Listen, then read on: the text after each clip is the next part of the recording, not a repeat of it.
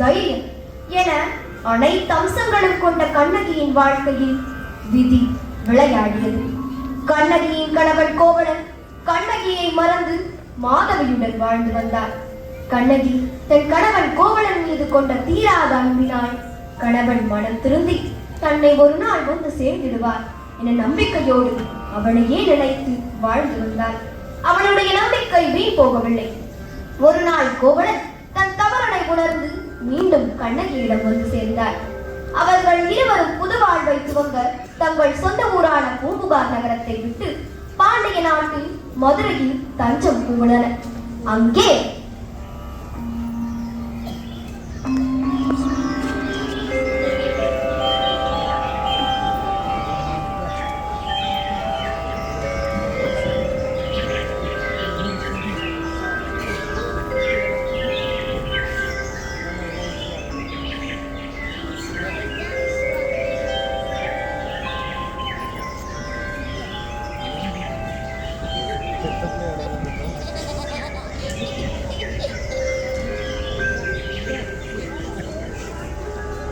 என்னை யோசித்துக் கொண்டிருக்கிறீர்கள்? நம் வாழ்வை இங்கு துவங்குவது எப்படி என்று யோசித்துக் கொண்டிருக்கிறேன். ஏன் நாம் இங்கு வாழ்வதற்கு வழி இல்லையா? ஏனில்லை. பாண்டிய நாட்டில் வாழ்வதற்கு பல தொழில்கள் உண்டு. ஆனால் மூலதனம் வேண்டும். பொருள் எப்படி தொழில் தொடங்குவது? நான் ஒரு யோசனை கூறுகிறேன். கோபிக்காமல் ஏற்றுக்கொள்ளுங்கள். சொல் கண்ணகி. நமது திருமணத்தின் போது தாங்கள் என கழித்த சிலம்புகளை விற்று அதில் வரும் பொருளினை கொண்டு மனிதம் தொடங்கலாமே. ஐயோ, கேட்கவே காது கூசுகிறது கண்ணகி. உன் நகைகள் எல்லாம் நான் முன்பே வீணடித்துவிட்டேன். இப்போது உன்னிடம் இருப்பது அந்த மாணிக்க சிலம்புகள் மட்டும்தான். அதையும் விற்றுவிடு என்கிறாய். மனம் வேதனை அடைகிறது கண்ணகி, வேதனை அடைகிறது. வருந்தாதீர்கள். நீங்கள் தொழில் தொடங்கினால் இது போன்ற பல சிலம்புகளை தாங்கள் எனக்கு வாங்கி தருவீர்கள் என்ற நம்பிக்கை எனக்கு இருக்கிறது. சிலம்புகளை மறுக்காமல் பெற்றுக்கொள்ளுங்கள். சரி, அப்படியானால் உன் விருப்பம் போலே நடக்கட்டும். ஒரு சிலம்பினை மட்டும் கொடு கண்ணகி. இதோ ஒரு நொடியில்.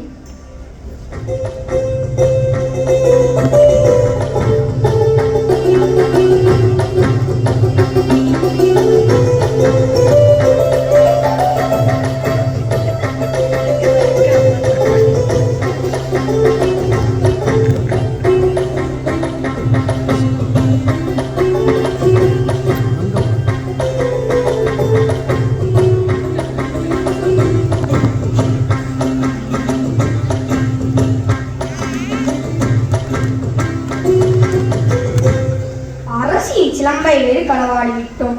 அரசரோ சிலம்பு கிடைக்கவில்லை என்றால் என் தலை துண்டிக்கப்படும் என்று கூறிவிட்டார்.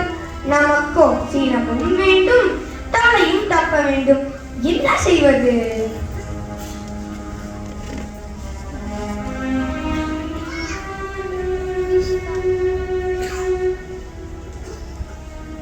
இவரை பார்த்தால் வசதியானவர் போல் தெரிகிறது. இவரிடம் நாம் சில விலை பேசி பார்க்கலாம்.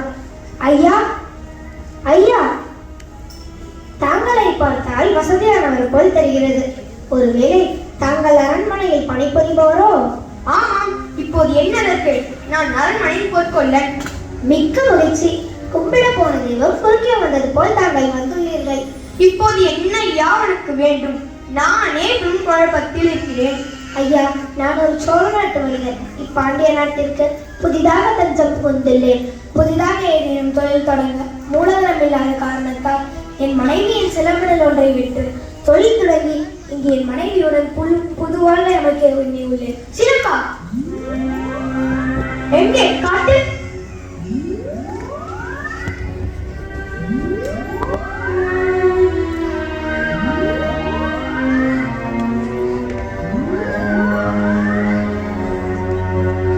ஐயா, நீங்கள் பார்த்துக் கொண்டிருங்கள். நான் அம்மனை வேண்டிவிட்டு வருகிறேன். சரி.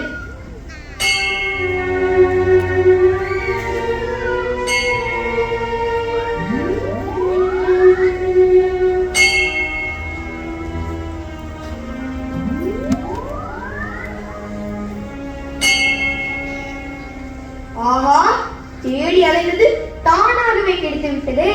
இதை பார்த்தால் அச்சசர் அரசி கோப்பரின் சிலம்ப போலவே உள்ளது. இதுதான் அரசி கோப்பரின் சிலவென்று அரசை நம்ப வைத்து இவனை மாட்டிவிட வேண்டியதுதான். அவன் எடுக்கும் முடிவு நமக்கு சாதகமாக தான் இருக்கிறது. எது எப்படியோ என் தலை தப்பியது. ஐயா ஐயா,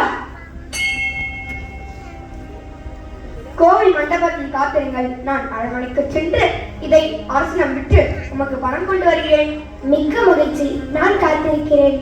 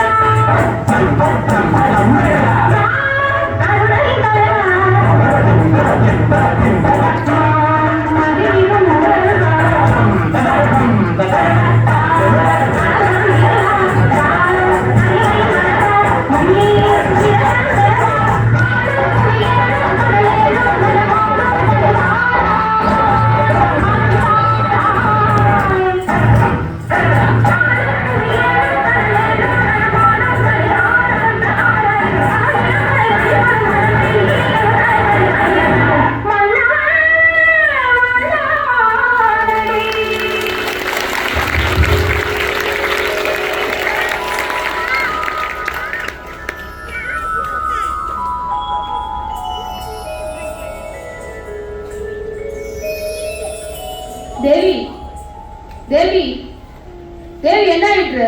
எனக்கு சற்று தலைவலிக்கிறது. தலைவலிக்கிறதா? தேவி அரசே அரசே என்ன? அரசின் சிறுமணி பிரிய கல்வனை கண்டுபிடித்து விட்டோம். அப்படியா?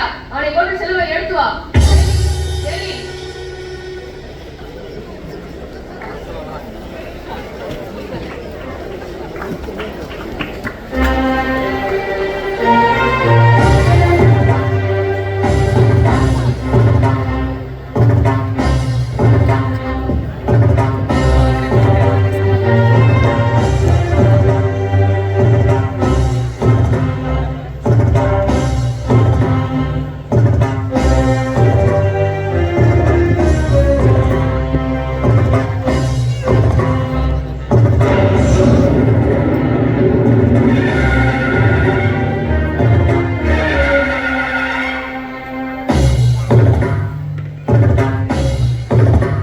பொற்கொள்ளர் சதியினை அறியாமல் குற்றத்தை யாராயாமல் பாண்டிய மன்னன் நெடுஞ்செழியன் கோவலன் தலையை துண்டி காண விட்டார். தன் கணவன் ஒரு பொய்யான குற்றச்சாட்டால் இறந்ததை அறிந்த கண்ணகி மாபெரும் தீருற்று தன் கணவன் குற்றமற்றவன் என்பதை நிரூபிக்க ஒற்றை காரணமுடன் கோபமும் ஆக்ரோஷமாக கொழுந்து விட்டு எரியும் சுடரென அரசவை நோக்கி புறப்பட்டாள்.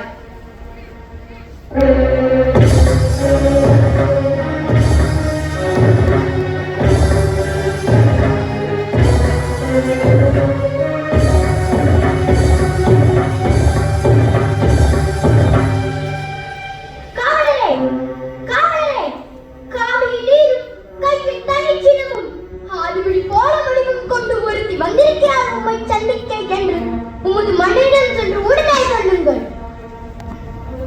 சொல்ல மாட்டீர்களா? விளங்குங்கள்.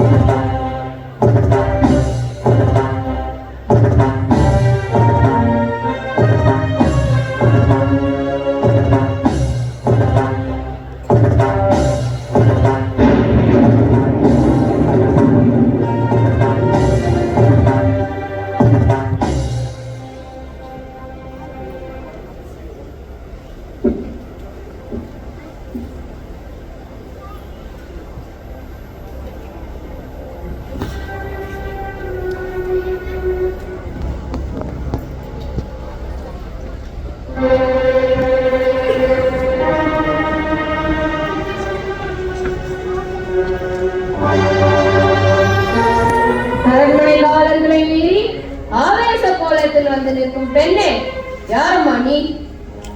புறாவிற்காக தன் சதையை எடுத்து தராசிலிட்ட சிவி மன்னனும் இளம் கன்றை அறியாது கொண்ட குற்றச்சாட்டிற்கு தன் ஒரே மகன் மீது தேரை ஏற்றிக் கொண்ட மனுநீதி சோழன் பிறந்த மூப்புகார் நகரம் எனதும் அங்கு வாழ்ந்த பெருமனிதன் மாசாத்துவான் செட்டியன் மருமகன் நான். உன் முறையீடு என்னவோ? முத்து விளைகின்ற 3 கடல் சூழ்ந்திருக்கும் தென்னகத்தில் முரசு கொட்டி முச்சங்க வளர்த்து முக்கொடியின் நிழலிலே முத்தமிழ் காப்பாற்றும் மூவேந்தர் பரம்பரையின் பெருமைதானே மொழியாக முடிப்புனித மன்னவரே, என் முறையீட்டை கேட்பதற்கு முன் நான் யார் என்று முழுவதும் தெரிந்து கொள். யார் நீ? கண்ணகி. கையில் தனி சிறுமுடன் வந்திருக்கும் கண்ணகி. நிதிவழுவான் நெடுஞ்செழிய பாண்டியனை துணிந்து கொண்டிருக்க வந்திருக்கும் கண்ணகி. என்ன இழந்திருக்க வந்திருக்கிறாயா? ஆராய்ந்து பாராத அரசனே, உன் வாய்ப்பளவாடிய குற்றம் சாட்டப்பட்டு தலை துண்டிக்கப்பட்ட கோவலனின்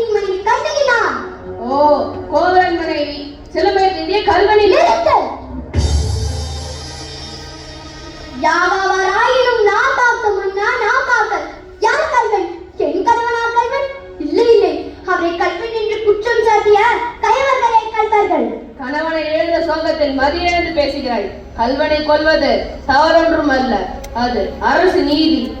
நீதி இலக்கணம் முறைக்கும் நெடுஞ்செழிய பாண்டியனே, உனது நாட்டில் எதற்கு பெயர் நீதி? நல்லான் வகுத்ததோ இங்கு நீதி? அல்ல அல்ல, வல்லான் வகுத்ததே இங்கு நீதி. அதனால நான் வணங்குகின்ற தெய்வத்தை, என் வாழ்வு கருவூலத்தை சாவு கொடுத்து கண்டுபிடித்தேன்.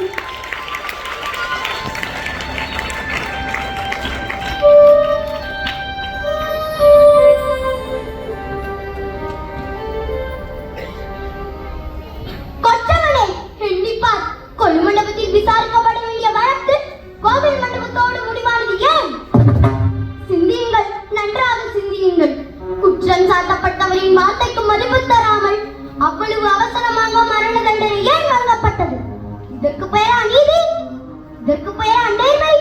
இதற்கு பெயரா நியாயம்? இதற்கு பெயரா அரசு? உமக்கு பெயரா அரசு காக்கும் மன்னன்? ஆத்திரத்தில் அறிவித்து பேசுகிறாய் கண்ணகி. உன் கணவன் கையில் இருந்தது அரசு கோப்பெருந்தேவியின் சிலம்பு. கோப்பெருந்தேவியின் சிலம்பு அல்ல, கோவலனின் தேவியால் என்னுடைய சிலம்பு. நம்ப முடியாது என்னால். நீ யார் நம்புவதற்கு? உன்னை யார் நம்ப சொன்னார்கள்? உன் மீது வழக்கு கொடுக்க வந்தவள் நான். குற்றவாளி நீ. நான் குற்றவாளியா? நீ குற்றவாளி. அதை நான் தீர்ப்பளிக்கும் உரிமை உன் கையில் இல்லை. இதோ இருக்கிறார்களே பெருந்தன்மை பெரியோர்கள், இவர்களே இப்பொழுது நீதிபதிகள்.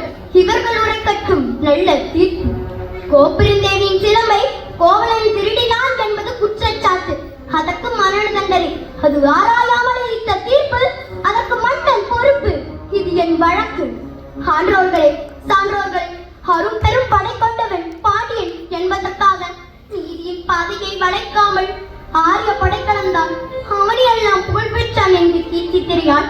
அவன் செய்த குற்றத்தை மறைத்து விடாமல் தாயின் மேல் ஆணையாக, தமிழின் மேல் ஆணையாக, தாயகத்து மக்கள் மீது ஆணையாக தீர்ப்பு கூறுங்கள், நல்ல தீர்ப்பு கூறுங்கள். அப்பொழுது தேவி அணிந்திருக்கும் சிலம்பு, அதில் ஒன்று என்னுடையது. அதற்கு ஆதாரம்? ஆதாரம் இதோ இந்த சிலம்புதான் இதற்கு ஆதாரம். இதற்கு இணையான மற்றொரு சிலம்பை தான் என் மனவாளவன் விற்க வந்தான். மாபாவி, அவரை கொன்று குவித்து விட்டீர்கள். அதை உன்னால் நிரூபிக்க முடியுமா? 1000 கேள்விகள் என்னை கேட்டு உன்னை குற்றமற்றவனால் ஆக்கிக் கொள்ள துடிக்கிறாயே. இப்படி ஒரே ஒரு கேள்வி நேருக்கு நேர் என் கணவனை கேட்டிருந்தான். நீதி வழுவால் நெடுஞ்செழியன் என்ற பெயர் உனக்கு நிலைத்திருக்குமே, என் கணவனின் உயிரும் தங்கியிருக்குமே.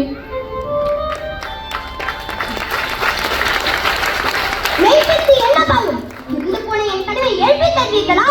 வெட்டுண்ட தலையை ஒட்டி தருவீர்களா? உங்களால் முடியாது. ஆனால் ஒன்று, உயிர் போனதால் தொங்கிய என் கணவனின் தலை போல் உங்கள் தலைகளையும் தொங்க வைக்கிறேன். பாண்டியா, உன் மனைவியின் பழைய சிலம்பில் உள்ள பறைகள் முத்துக்களா மாணிக்கங்களா? முத்துக்கள், அதுவும் கொண்டை முத்துக்கள். என்னுடைய சிலம்பில் உள்ளவை மாணிக்க பறைகள். அப்படியா? எங்க பார்க்கலாம். தேவி, சிலம்பை கொடு.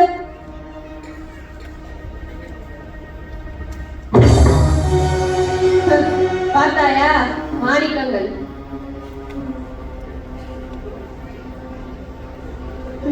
அடுத்த சிலம்பு.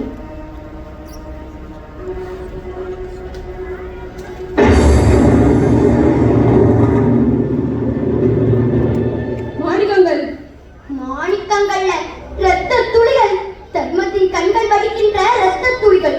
பாண்டியா, உனக்கு இன்னும் சந்தேகம் என்றால் இதோ என்னுடைய மற்றொரு சிலம்பு.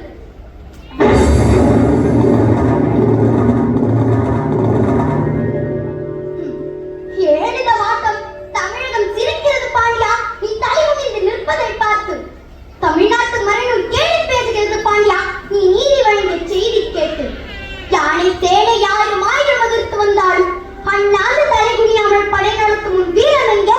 கம்பீரம் எங்கே? வெற்றி திருப்பாடி எங்கே? எங்கே? எங்கே?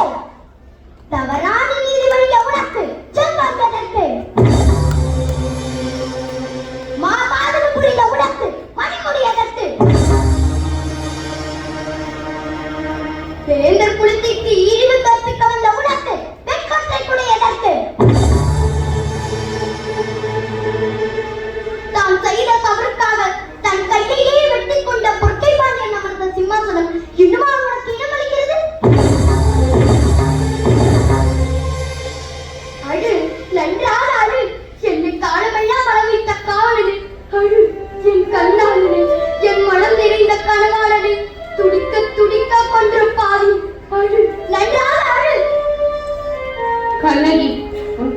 கல்வன் அல்ல. அவசர கோலத்தில் ஆராயாமல் தீர்ப்பு வழங்கிய யானே கல்வன், நானே கல்வன். தமிழே, தாயகமே, தாயே, என்னை மன்னித்து விடம்மா, என்னை மன்னித்து விடு.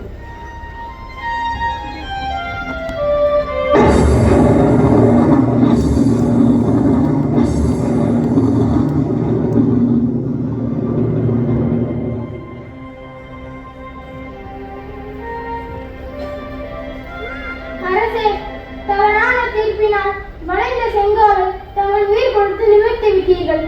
தாயே, கணவரை இழந்தவர்களுக்கு ஆறுதல் சொல்ல முடியாது. எங்களை மன்னித்து விடு. அரசே, நீங்கள் இன்றி நான் எப்படி வாழ்வது? நான்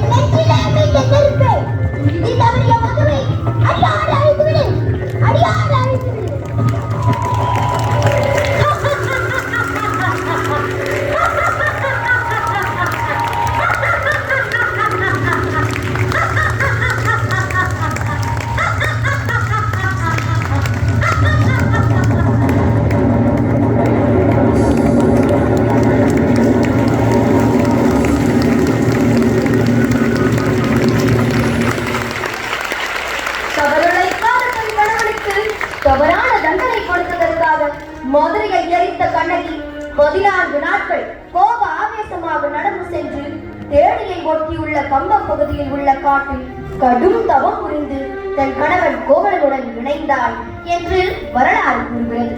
பின்னாளில் கண்ணகியின் கதையை கேள்வியுற்ற சேர செங்குட்டுவன் கண்ணகியின் மீது அளவு கடந்த மரியாதை கொண்டு தமிழ்நாடு கேரளா இணையின் எல்லையில் இமாலய மலையில் இருந்து கற்கள் கொண்டு வந்து கண்ணகிக்கு சிலையமைத்தாள். அந்த கற்புக்கரசி கண்ணகி இன்று உயிரோவியமாய் நம்முடன் இல்லை என்றாலும் இளங்கோவடிகள் படித்த சிலப்பதிகாரம் மூலம் நம்முடன் தமிழ் ஓவியமாய் வாழ்ந்து கொண்டிருக்கிறார். வாழ்க தமிழ், வளர்க அதன் புகழ்.